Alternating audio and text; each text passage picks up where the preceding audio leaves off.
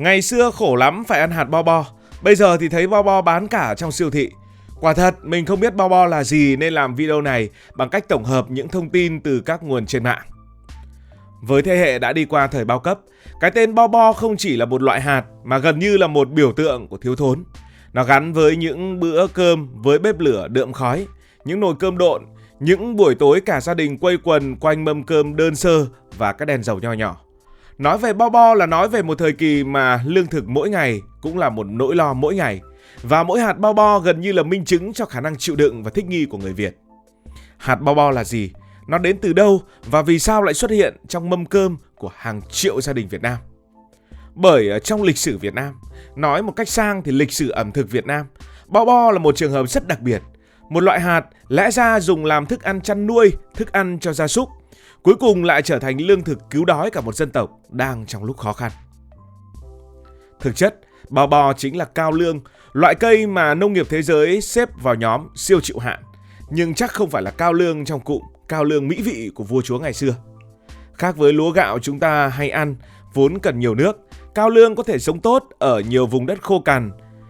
Điều đó khiến nó trở thành cây trồng chiến lược ở những nước như là Liên Xô, Trung Quốc, Ấn Độ, Ethiopia, nơi có nhiều vùng bán hoang mạc.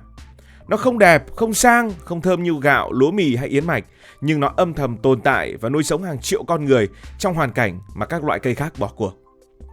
Nhìn bên ngoài theo quan sát thì cây bo bo trông khá giống cây ngô, thân cao, lá dài và xanh đậm, nhưng thay vì kết bắp, nó trổ ở ngọn thành một chùm hạt li ti, mỗi hạt chỉ lớn hơn hạt đậu một tí. Vỏ hạt cứng đến mức nếu rang lên rồi đập bằng chày gỗ, nhiều hạt vẫn còn y nguyên như xưa. Chính điều này là lý do khiến bo bo cực kỳ khó nấu chín và hầu như không thể trở thành thức ăn dễ tiêu nếu không qua xử lý. Trên thế giới, người ta chỉ ăn bo bo sau khi đã xay nát, thải bỏ lớp vỏ cứng, nghiền thành bột hoặc lên men để làm mềm. Nhưng trong cái thời bao cấp ở Việt Nam, phần lớn bo bo về đến tay người dân là hạt thô, nguyên vỏ, đúng nghĩa là hạt nguyên bản. Vậy hạt này đến Việt Nam bằng đường nào? Câu chuyện bắt đầu từ bối cảnh sau năm 1975, đất nước thống nhất nhưng kinh tế thì khó khăn. Hạ tầng sản xuất bị tàn phá, ruộng đồng thiếu sức kéo, phân bón khan hiếm, thiên tai liên tiếp, cộng thêm quản lý theo mô hình bao cấp càng làm năng suất nông nghiệp suy giảm. Lương thực thiếu trầm trọng và để giải quyết nạn đói, Việt Nam phải dựa nhiều vào viện trợ từ Liên Xô và các nước anh em. Và Liên Xô thì lại là một trong những vùng trồng bo bo lớn nhất trên thế giới. Trong những chuyến hàng gửi đến Việt Nam, bên cạnh sữa bột, thuốc men và lúa mạch, những thứ rất quý, bo bo là thứ được gửi nhiều nhất. Các nước bạn trồng bo bo ở quy mô lớn, giữ hàng triệu tấn để làm dự phòng chiến lược.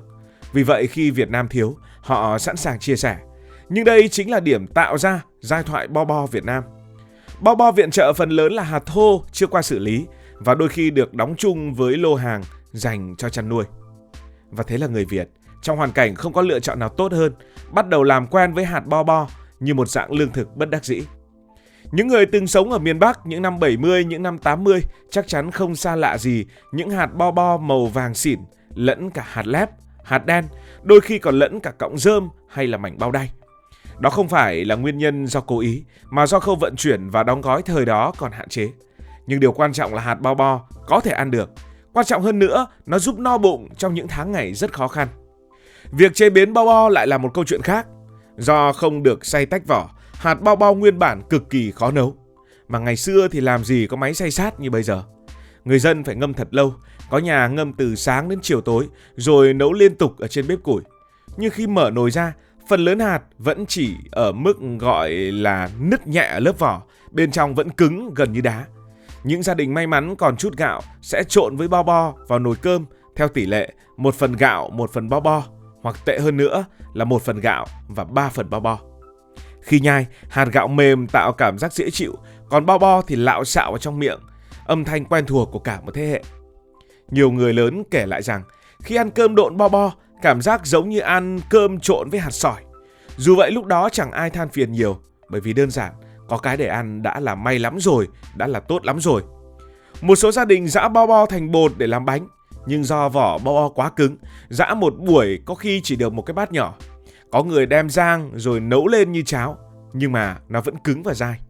Thế là cuối cùng, cách phổ biến nhất vẫn là độn với cơm, thứ giúp làm trôi cái vị ngai ngái của bo bo và tạo ra một cảm giác dễ nuốt. Còn sản phẩm cuối cùng của quá trình tiêu hóa thì có lẽ không biết tả như thế nào. Tuy bo bo khó ăn thật, nhưng vai trò của nó trong giai đoạn đó không nhỏ chút nào. Nó cung cấp năng lượng, tinh bột, giúp người dân duy trì sức khỏe trong lúc sản lượng gạo không đủ đáp ứng nhu cầu toàn dân. Đối với nhiều gia đình, bo bo thực sự là một thứ cứu đói. Nhờ có bo bo cùng với khoai, sắn, ngô, hàng triệu gia đình mới vượt qua được những năm tháng ăn theo tem phiếu. Bo bo do trữ lượng dồi dào từ viện trợ trở thành thứ được phân phối nhiều nhất. Gọi là dồi dào nhưng dồi dào trong cái khó khăn. Và vì được phân phối nhiều, bo bo trở thành một phần của đời sống. Bản thân cái từ độn ở trong cơm độn bo bo cũng là từ khóa của cả thời bao cấp, thời mà bất cứ thứ gì cũng có thể độn. Nào là khoai độn, sắn độn, bo bo độn, thậm chí có nơi độn cả bí. Một câu hỏi thú vị đặt ra, vì sao ngày nay bo bo lại bị ghét đến như vậy? Câu trả lời vừa đơn giản vừa sâu sắc, bởi bo bo không gắn với cảm giác ngon miệng. Với nhiều người nó rất đáng sợ, nó gắn với ký ức của thời thiếu thốn và bất đắc dĩ. Một món ăn nếu mà phân tích ra dù bổ dưỡng đến mấy, nhưng nếu được ăn trong lúc nghèo khó, nếu bị ép phải ăn thì ký ức về nó không thể đẹp. Nó giống như việc nhiều người lớn tuổi không còn muốn ăn khoai lang hay là ăn sắn, dù bây giờ khoai sắn là những thứ được ngợi ca là tốt cho sức khỏe. Không phải vì nó không ngon, mà vì họ đã quá no nê ký ức về nó. Ngày nay ở các siêu thị lớn, bo bo được bán như một loại ngũ cốc tốt cho tim mạch, giàu chất xơ, nhiều protein thực vật. Nhưng bo bo của thế kỷ 21 đã được xử lý đúng cách, xay vỏ, tách cám, sấy, đóng gói sạch sẽ. Còn bo bo của thời bao cấp thì thô, cứng, nhiều tạp chất và gần như không thể nấu mềm. Tuy vậy, để công bằng mà nói, bo bo đã đóng một vai trò quan trọng trong lịch sử kinh tế xã hội Việt Nam. Nó xuất hiện đúng lúc đất nước thiếu, đúng lúc con người cần một thứ gì đó để ăn, để chống đỡ cơn đói, và nó hoàn thành nhiệm vụ đó một cách lạc lẽ. Dù không ngon, không mềm, lấy đâu ra thơm, bo bo đã giúp duy trì sinh lực trong thời kỳ mà người dân không có lựa chọn tốt hơn. Nó không còn trong mâm cơm người Việt, nhưng mỗi khi nhắc đến thời bao cấp, cái tên bo bo lại xuất hiện ngay lập tức. Nó gợi ra một thời kỳ gian khó, một giai đoạn mà người dân phải sáng tạo, phải kiên trì và đôi khi là nhẫn nại để tiếp tục cuộc sống. Chính nhờ sự nhẫn nại đó, thế hệ hôm nay được ăn những bát cơm mềm dẻo mà không phải độn bất kỳ một thứ gì. Nếu ngày nay chúng ta ăn gạo ST25, gạo Nhật, cơm dẻo thơm, thì hàng chục năm trước, ông bà cha mẹ của chúng ta đã phải ăn bo bo để no bụng. Sự thay đổi này cho thấy một hành trình phát triển dài của đất nước. Từ thiếu ăn đến đủ ăn, rồi từ đủ ăn đến ăn ngon. Trong hành trình đó, bo bo là một dấu mốc không thể thiếu. Có thể nói, bo bo là minh chứng cho thấy con người có thể thích nghi với bất kỳ một hoàn cảnh nào. Một loại hạt cứng như đá, vốn được trồng chủ yếu làm thức ăn chăn nuôi, đã trở thành lương thực cứu đói cho hàng triệu người.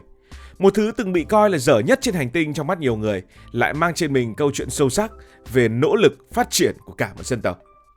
Vì vậy khi ai đó hỏi hạt bo bo là gì, hay vì sao ngày xưa phải ăn hạt bo bo, câu trả lời không chỉ là một định nghĩa về một loại cây, một loại hạt hay là một trang sử thời bao cấp. Câu trả lời là câu chuyện dài về kinh tế, về nông nghiệp, về viện trợ và đặc biệt nhất về khả năng chịu đựng, kiên cường và thích nghi của người Việt Nam. Bo bo nó không ngon, nhưng nó nhắc chúng ta rằng đã có một thời người Việt sống rất giản dị mà vẫn bước tiếp.